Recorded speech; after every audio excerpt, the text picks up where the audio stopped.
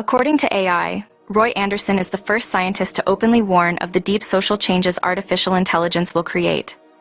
In his captivating new book, he points out how the purpose of work holds a society together. A fully driven nano-AI world will counter the idea of new job creation, depriving hundreds of millions of work by the end of the century. The social effects will be catastrophic and lead many to question their role in this new world.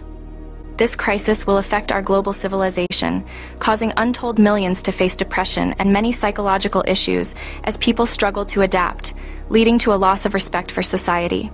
Increased crime and large-scale civil unrest will encourage governments to use AI in its many forms to control populations. As events unfold, society may divide between the useful and the useless, creating generational class distinction.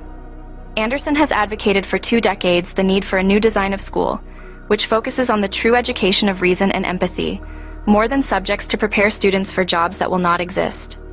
AI will ultimately force the whole purpose of education to change. His book is a must-read for anyone who wants to understand and prepare for the challenges of the unknown world we are about to enter. Buy it today from Amazon with next-day delivery.